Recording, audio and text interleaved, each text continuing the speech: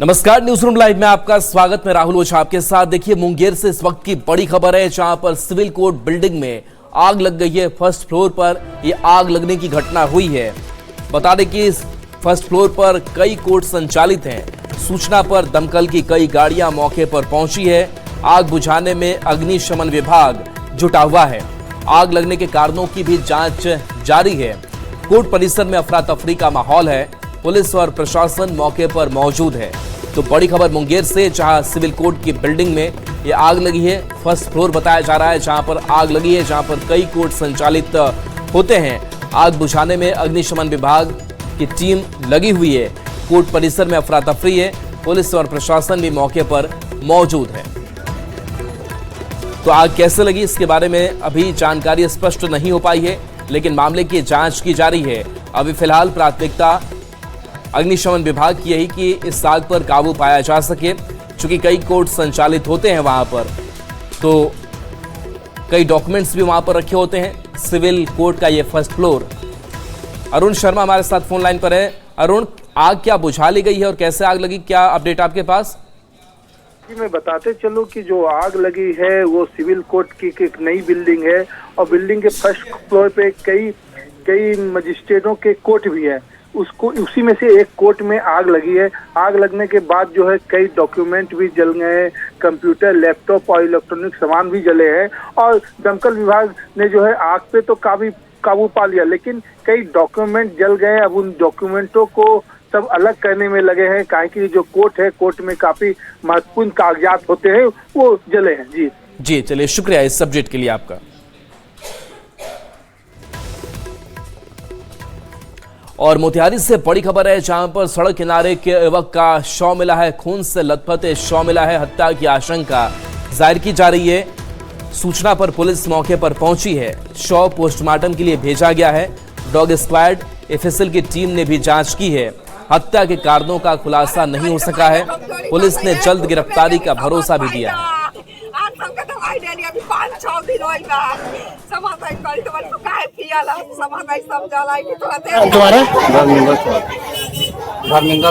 जो मरा है वो तुम्हारा कौन है? भाई घर कहाँ हुआ? मनी छाप वार्ड नंबर 1। कैसे हत्या हुआ है, कोई जानकारी? दुकान पर से आ रहा था, उसका बीवी आगे आया, पीछे से आया।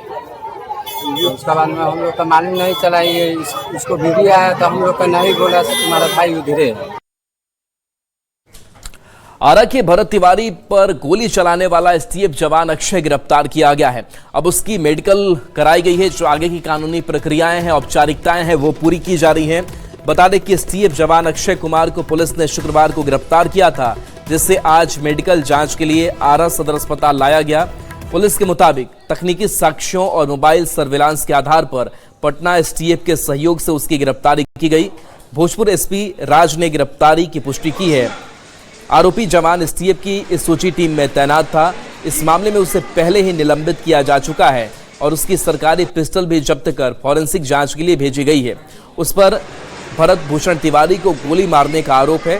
फिलहाल मामले में आगे की कानूनी कार्रवाई जारी है।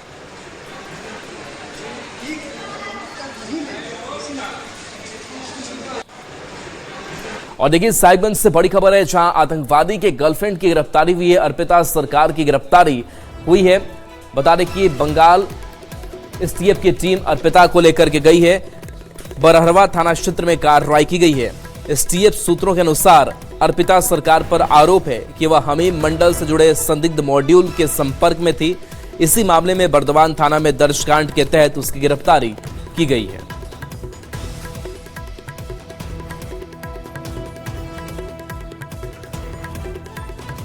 देखिए, पटना नगर निगम के सफाई कर्मी जो है वो हड़ताल पर चले गए। कई उनकी मांगे थी और इस मांग को देखते हुए हड़ताल की वजह से साफ सफाई का काम भी ठप पड़ा रहा। लेकिन इन सब के बीच पुलिस संग सफाई अभियान चलाया गया है। जो तस्वीरें निकल करके सामने आई, देर रात जो प्रशासनिक अधिकारी थे वो सड़कों पर थे और यहाँ से निगम आयुक्त जो है वो कचरा हटाते हुए दिखाई दिए थे।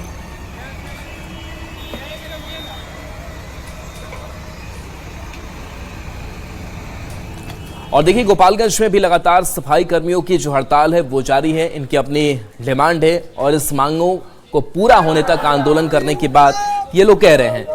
मांगों में स्थायी नौकरी, मानदेय बढ़ाने और मेडिकल सुविधा जैसी मांग है। हड़ताल की वजह से शहर की सफाई व्यवस्था बुरी तरह प्रभावित हो गई है। कई जगह कूड़े के ढेर लग गए हैं, जिससे लोगों को बदबू और गंदगी का सामना करना पड़ रहा है। तीन मांग है सरकार से, चाहे मुख्य जमदार हो चाहे कोई भी हो, हम लोग को बहुत दबाव देता है, लोग काम का शोषण करता है लोग ज़्यादा।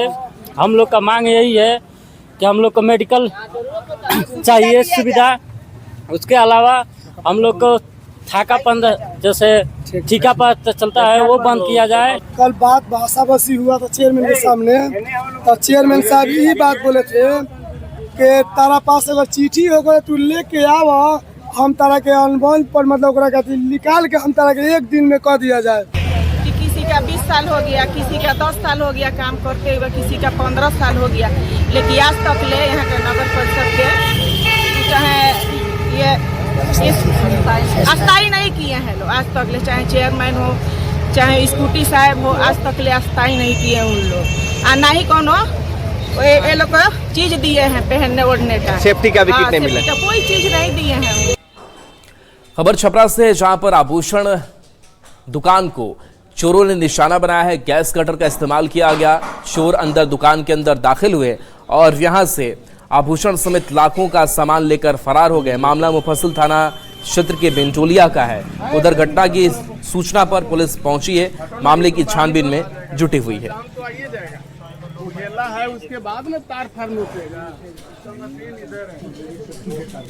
खबर पटना से, जहां पर वैद्यम हॉस्पिटल में एक शख्स की संदिग्ध स्थितियों में मौत हो गई है, जिसके बाद से परिवार वालों ने जमकर हंगामा किया है। बता दें कि मृतक के परिजनों ने अस्पताल प्रबंधन और डॉक्टरों पर इलाज में लापरवाही का गंभीर आरोप लगाया है। परिजनों का दावा है कि युवक को इलाज के लिए पहले पीएमसीएच लाया गया था, जहां एक कथित दलाल ने बेहतर इलाज का झांसा देकर उन्हें कंकड़बाग स्थित निजी अस्पताल ले जाने के लिए कहा, जहां उसकी मौत हो गई।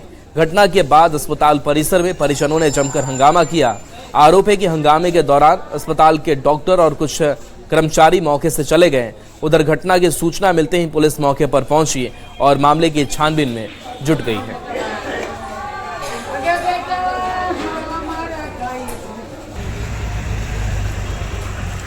पूर्णिया के जीएमसीएच में एक बच्ची की मौत हो गई और इस बच्ची की मौत के बाद से परिवार वालों ने जमकर हंगामा किया है और प्रबंधन पर कई सवाल खड़े किए हैं। परिजनों ने डॉक्टर पर इलाज में लापरवाही का आरोप लगाया। हंगामे के बीच डॉक्टर को किसी तरह अस्पताल से बाहर निकाला गया। वहीं घटना की सूचना पर पहुंची पुलिस ने परिजनों को समझाकर सड़क से जाम हटाया है। फिलहाल पुलिस मामले की जांच में जुटी हुई है। दोबारा पर्ची कटवाए, फिर डॉक्टर देखा, दवा लिखा उसमें, बोला ठीक है पहुंचो बेड पे, आ रहा है तो देगा। जैसे आया वैक्सोपिन लगाया, वैक्सोपिन लगाने के बाद इंजेक्शन डाला कि बच्चा उल्टी करने लगा। उल्टी खाला तुरंत जो है ना बच्चा गाँव करनी पड़ने लगा। हम डॉक्टर को बोले देखो इसमें सुनिए लगा, देखो कैसे कर रहा है बच्चा। तुरंत जो है नीला पड़ गया उसका ठोर, जीभ जो है ना हल्का निकालने लगा। तुरंत जो है ना दूसरा तीसरा सुई डाल दिया उसको।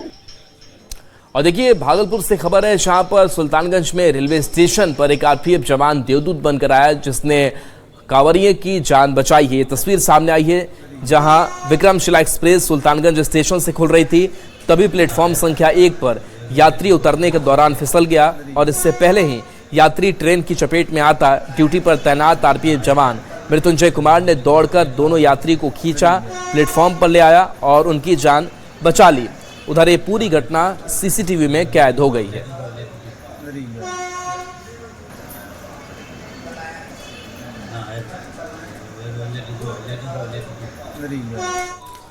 बड़ी खबर छपरा से, जहां मशरक में अवैध नर्सिंग होम चलाए जा रहे हैं और इसी नर्सिंग होम पर लगातार शिकंजा कसा जा रहा है। प्रशासन ने बड़ी कार्रवाई की है। मढ़ौरा एसडीओ और डीएसपी के नेतृत्व में 5 नर्सिंग होम पर एक साथ छापेमारी की गई। कार्रवाई की सूचना मिलते ही कई संचालक और कर्मचारी मौके से फरार हो गए। टीम ने संस्थानों के दस्तावेजों की जांच की है। प्रशासन ने कहा है कि जांच के आधार पर दोषियों के खिलाफ सख्त कार्रवाई होगी और यह अभियान आगे भी जारी रहेगा।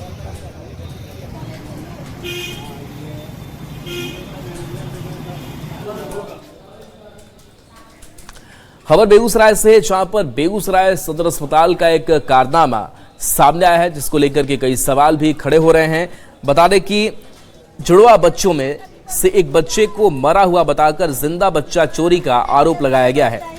इस मामले में पीड़ित परिवार ने अस्पताल प्रबंधन पर जिंदा बच्चे को बदलकर मुर्दा बच्चा सौंपने का गंभीर आरोप लगाया है, जिसे लेकर सदर अस्पताल में घंटों हाई वोल्टेज ड्रामा चलता रहा और परिजनों ने जमकर हंगामा किया।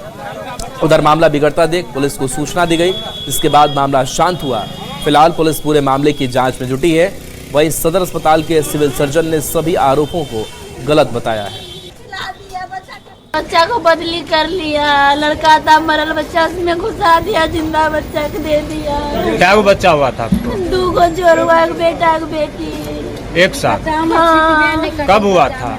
हुआ था कल सोमवार मंगल को हुआ था 7 बजे। तब मंगल के दिन में भर्ती किए। क्योंकि वह जो है जुड़वा बच्चा था, जिसमें एक बच्चा सीरियस हो गया था और सीरियस होने के दौरान ही उसको वेंटिलेटर लगा हुआ था और उसकी मृत्यु हो चुकी थी। दूसरा बच्चा ठीक था, लेकिन अब आज के डेट में दूसरा बच्चा भी सीरियस है और इसको वेंट लगा हुआ है। तो अब यह उसके दिमाग, क्योंकि मदर है तो उसके दिमाग से यह निकल ही नहीं रहा है।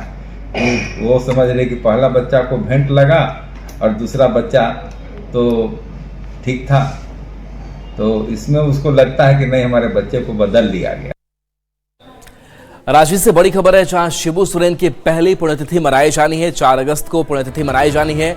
इसके साथ साथ बड़ी तैयारी है। आदमकद प्रतिमा का अनावरण भी मुख्यमंत्री हेमंत सोरेन करने वाले हैं।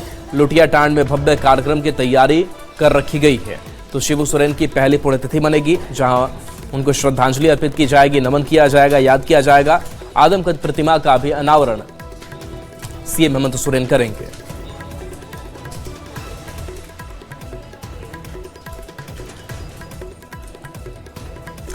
तो शिबू सोरेन की पुण्यतिथि को लेकर के जेएमएम तैयार हैं। इसके साथ साथ बीजेपी ने भी उनको नमन किया है। गुरु के रूप में जाने जाते थे। अलग राज्य के आंदोलन में उनकी महती भूमिका थी। बहुत ही गरीब परिवार में उनका जन्म हुआ था। जब वो छोटे थे तो महाजनों ने उनके पिता की हत्या कर दी थी। वहाँ से फिर वो महाजनों के खिलाफ संघर्ष करते हुए राज्य के मुख्यमंत्री तक बने। तो उनका जो संघर्ष वह अद्वितीय है। उनको हमारी भी श्रद्धांजलि और हम भी श्रद्धासुमन अर्पित करते हैं। 4 तारीख को उनकी प्रथम पुण्यतिथि, तमाम झारखंड के लोग उन्हें श्रद्धांजलि अर्पित करेंगे। वो जहाँ कहीं भी हैं, अपना आशीर्वाद झारखंडियों पर, झारखंड पर को मिलता रहे।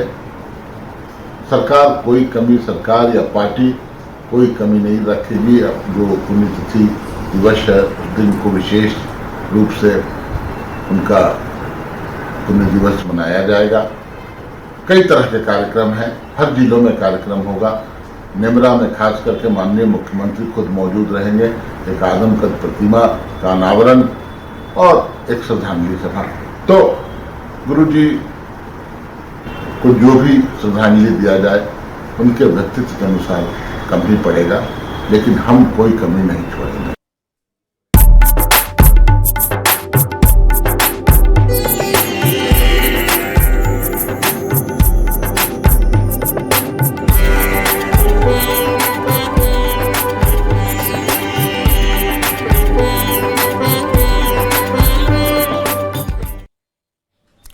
खबर रामगढ़ से है, जहां पर कांवरियों की सुविधा के लिए बाबा धाम जाने को लेकर के 2 सावन स्पेशल ट्रेनें शुरू की जा रही हैं, जिस पर सवार होकर कांवरिया आसानी से बाबा धाम पहुंच सकते हैं। ये ट्रेन रांची से खुलकर बरकाकाना जंक्शन के रास्ते भागलपुर तक जाएगी। सप्ताह के 2 दिन सोमवार और शुक्रवार को खुलने वाली इस ट्रेन को पकड़ने के लिए रामगढ़ जिले के अलावा पास के रांची जिले के खलारी, मैकलुस्कीगंज, राय समेत लातेहार और चंदवा के कांवर यात्री भी लगातार बड़ी संख्या में बरकाकाना जंक्शन पहुंच रहे हैं। स्पेशल ट्रेन शुरू होने से शिव भक्तों में खुशी है। फिरकुल वाले, भांग वाले किस्म दिया है। जिले वासियों को सावन महीने में बाबा धाम जाने के लिए रेलवे ने बड़ी सौगात दी है।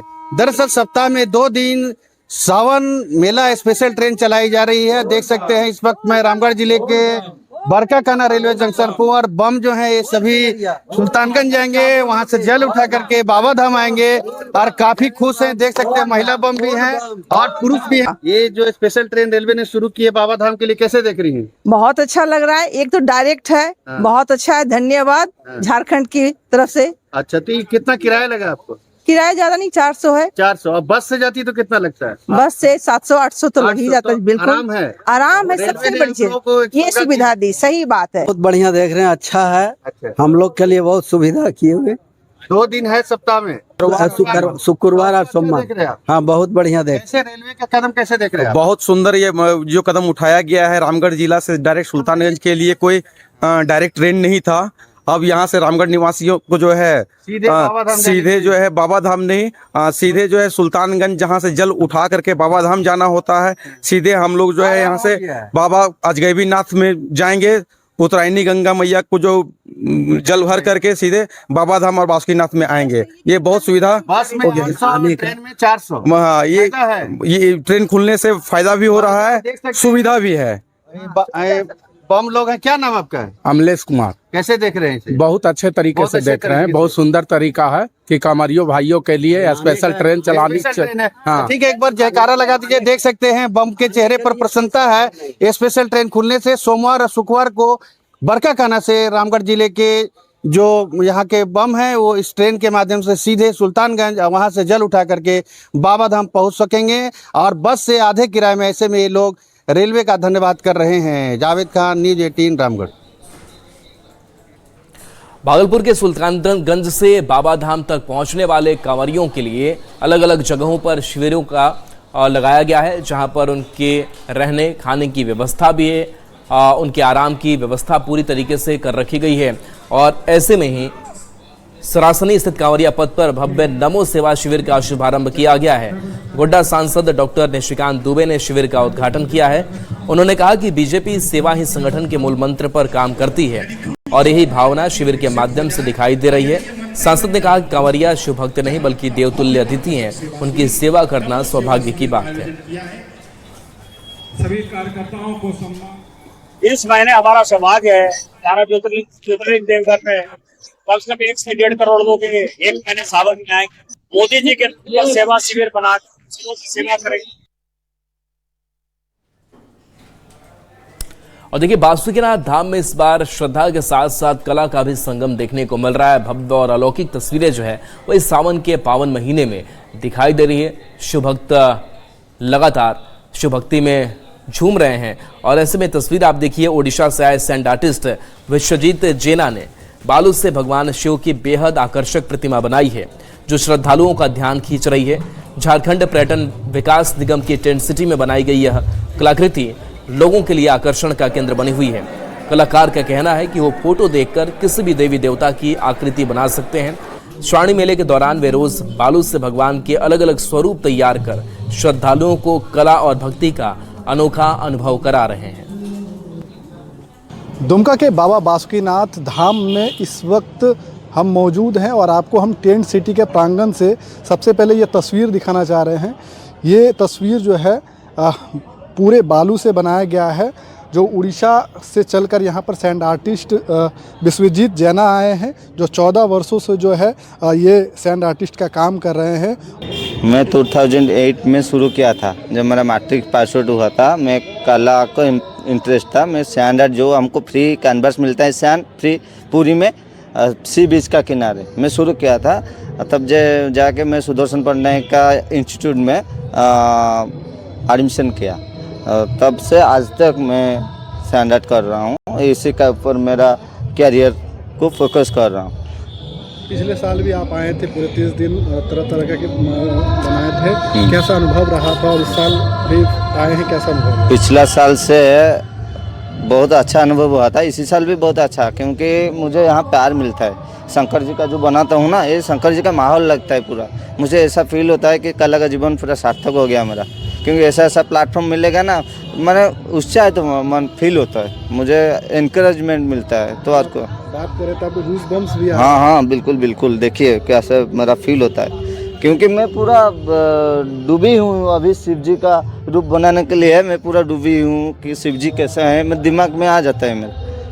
अगले बार क्या बनाएंगे इसमें? अगली बार में अर्धनारीश्वर बनाएंगे अगला दिन। कितना मेहनत लगता है इसमें? मेहनत बहुत ज़्यादा लगता है सर, पूरा फोकस करता हूँ। खाना का बाद मेरा फोकस जो है ना बस इन्हीं पे है और कुछ। ये आप ही बनाया सर जी? कितना समय लगता है इसमें? हाँ मिनिमम 6 घंटा, 6 से 7। ऐसे समय नहीं, मैं जो 14 साल रेगुलर कर रहा हूँ ना, इसलिए जल्दी हो जाता है। इसका मतलब कला का टाइमिंग कुछ नहीं होता है, कभी एक दिन भी लग जाता है, कभी टूट भी जाता है। मान ली भगवान का आशीर्वाद, वासुनाथ का आशीर्वाद, इसलिए जल्दी हो जाता है। मेरे को फील होता है ऐसा। तो ये थे विश्वजीत जैना जो उड़ीसा के पुरी से चलकर यहाँ पर पहुँचे हैं। ये पिछले वर्ष सावन में भी आए थे और इस वर्ष भी जो है टेंट सिटी के प्रांगण में यहाँ पर वो भगवान शिव के आकृति को यहाँ पर उकेर रहे हैं। नितेश कुमार, न्यूज़ 18, दुमका। देवघर के बाबा धाम में कांवरियों की बड़ी भीड़ लग रही है और ऐसे में कैसे जलार्पण आसानी से कराया जा सके, इसलिए प्रशासन ने पूरी तैयारी कर रखी है। सुरक्षा के इंतजाम किए गए हैं। कांवरियों की सुविधा का खास ख्याल जो है वो यहाँ पर रखा जा रहा है। बता दें कि लाखों कांवरिये पहुँचते हैं यहाँ पर, जलार्पण करते हैं। प्रशासन के इंतजाम से कांवरिये भी खुश है और प्रशासन की जमकर सराहना कर रहे हैं। प्रशासनिक व्यवस्था राज्य सरकार के द्वारा बहुत अच्छी तरह से की गई है। लाइन और खास करके महिला खंड में इस बार बहुत बढ़िया समय दिया जा रहा है ताकि लोग जल अर्पण कर सकें। हर बार क्या होती है कि आधा जल चढ़ के हटा दिया जाता है, लेकिन इस बार देखें अंदर में हम क्या देखें, यात्री को जल चढ़ाने का समय दिया जा रहा है। 22 से 25 साल हो गया लगभग हम लोग बाबा बैद्यनाथ का दर्शन करते आ रहे हैं। हम लोग जिस समय से आ रहे हैं तब तक यहाँ पर सुविधा नाम मात्र थी, लेकिन अभी शासन एवं प्रशासन के द्वारा, एसपी महोदय के द्वारा जितनी सुगम व्यवस्था की गई है, जितनी तारीफ की जाए यहाँ पर बहुत ही कम होगी। हम लोग हर साल उड़ीसा से आते हैं, लगभग हमको 25 साल हो गया यहाँ पे आ रहे हैं। उड़ीसा बरगढ़ से हम लोग आते हैं और हम लोग बाबा के बैद्यनाथ मंदिर में 4 धाम में एक धाम माना जाता है और यहाँ पे बहुत ही मनोकामना लिंक है। आप आज देख रहे हैं लाखों के लोग में भीड़ जमी हुई है। धनबाद जिले के अलग अलग क्षेत्रों से लोग बाबा धाम के लिए रवाना हो रहे हैं। कई ऐसे कांवरिया संघ है जिनका जत्था रवाना हो रहा है। एक कांवरिया संघ की हम बात करें जिसमें 111 कांवरिये शामिल है और पिछले कई वर्षों से लगातार बाबा धाम पहुंच रहे हैं। बता दें कि इस जत्थे में कुल 111 कांवरिया शामिल है। चिरकुंडा कांवरिया संघ की ओर से पिछले 19 वर्षों से लगातार कांवर यात्रा का आयोजन किया जा रहा है। इस बार देश के विभिन्न राज्यों से आए भक्त भी इस यात्रा में शामिल हुए। ये भोले बाबा का तो समझ लीजिए कि पूरा सावन अभी उसी के हाथ में रहता है। जब श्री हरि विष्णु का अभी शयन में है तो अभी हम ही लोग, मेरा रुद्र रूप अभी चलेगा अभी महीना भर, और इस सावन में जो भी कांवरिया और गंगा जल लेके मेरे दरबार में आते हैं उसका सारी मनोकामना पूरी होती है। चिरकुंडा कांवरिया संघ का ये 19वां साल है जो कांवर यात्रा हम लोग कर रहे हैं। सुल्तानगंज से जल उठाकर बाबा बैद्यनाथ को जलार्पण करेंगे। हर हर महादेव। 111 लोगों का जत्था हमारे साथ में है। सुल्तानगंज का नमामि गंगे घाट जहां से कांवरिया जल भरकर बाबा धाम तक पहुंचते हैं और यहां भी लाखों कांवरियों के आने का सिलसिला लगातार जारी है। ऐसे में सुरक्षा व्यवस्था भी दुरुस्त कर रखी गई है। प्रशासन की नजर लगातार बनी हुई है। बता दें कि पैदल बाबा बैद्यनाथ धाम देवघर के लिए रवाना यहां से कांवरिया होते हैं। पूरा घाट भगवा रंग में रंगा हुआ है। हर और हर हम महादेव और बोलबम के जयघोष गूंज रहे हैं। सावन का पावन महीना शुरू हो गया है और देश के अलग अलग हिस्सों से शिव के भक्त सुल्तानगंज पहुंचने लगे हैं। पवित्र उत्तर वाहिनी गंगा में आस्था की डुबकी लगाकर अपने कांवर में जल भरकर भोलेनाथ को जल चढ़ाने के लिए पैदल बैद्यनाथ धाम के लिए रवाना हो रहे हैं। एक भक्तों की टोली मेरे साथ है और देख सकते हैं कि किस तरह से ये सभी शिव के भक्त उत्साहित नजर आ रहे हैं और बड़े ही खुश नजर आ रहे हैं। कहाँ से आना हुआ है? हम लोग पश्चिम बंगाल, कलकत्ता पश्चिम बंगाल से आए हैं। कितने सालों से बाबा के दरबार जा रहे हैं? ये तो मेरा 5 साल से हम लोग कंटिन्यू चल रहा है। हाँ। 5वां साल हम लोग का, ये लेके 5वां साल होगा। क्या कारण है बाबा के पास लगातार जा रहे हैं? 12 ज्योतिर्लिंग में एक बड़ा ज्योतिर्लिंग है जिसको बाबा बैद्यनाथ धाम में बोला जाता है। हम लोग यहाँ आते हैं, बाबा का मन्नत जो मांगते पूरा भी होता है और अच्छा भी लगता है। श्रद्धा से आते हैं, श्रद्धा से पानी डालते ना, मन मोहक हो जाता है। दूरी दिक्कत नहीं करती? दूरी तो ये तो जाहिर सा बात है, खाली बोल के दूरी। बाबा का नगरिया जाने के लिए आदमी चांद तक पहुंच जाता है, देखने के लिए कैलाश तक चल जाता था। हम लोग तो वैद्यनाथ धाम जा रहे हैं खाली। बोल बम। वाकई में भगवान भोलेनाथ के जो भक्त होते हैं वो बड़े ही अनोखे और निराले होते हैं, तभी तो बिन बुलाए वो सुल्तानगंज आते हैं और बाबा से मिलने के लिए आतुर नजर आते हैं। विकास कुमार सिंह, न्यूज 18, भागलपुर। और देखिए खबर बक्सर से, जहां पर ब्रह्मेश्वर नाथ धाम में भी कांवरियों का जो जत्था है वो पहुंच रहा है। यहाँ भी विशेष व्यवस्था कांवरियों के लिए कर रखी गई है और पूरे सावन में यहाँ पर कांवरियों का जो जत्था है वो पहुंचता है। बता दें कि प्रशासन ने पूरी तैयारी की है। डीएम ने बताया कि हर सोमवार को श्रद्धालुओं की संख्या अधिक रहती है, इसलिए मंदिरों में दंडाधिकारी और पुलिस बल की तैनाती की गई है। श्रद्धालुओं की सुविधा के लिए कंट्रोल रूम भी बनाया गया है। रामरेखा घाट समेत सभी प्रमुख गंगा घाटों पर सुरक्षा बढ़ा दी गई है ताकि श्रद्धालु सुरक्षित और सुचारू रूप से जलाभिषेक कर सकें। इंस्ट्रक्शंस दिए गए हैं कि पहली सोमवारी और जो भी लगातार पूरा सावन के महीने में सभी सोमवार और शिवरात्रि के मौके पर विधि व्यवस्था का सभी जो व्यवस्था है उसको सुदृढ़ तरीके से देखा जाए। इसी के साथ साथ बेसिक फैसिलिटीज़ इंश्योर करने के लिए पार्किंग की व्यवस्था, लाइटिंग की व्यवस्था, इस प्रकार की सारी व्यवस्थाओं को चेक करने के लिए सभी टीम को, एसडीएम को, एसडीपीओ को, सभी को कल निर्देशित किया गया है। न्यूज़ 18 पर खबरें आपके लिए लगातार जारी है।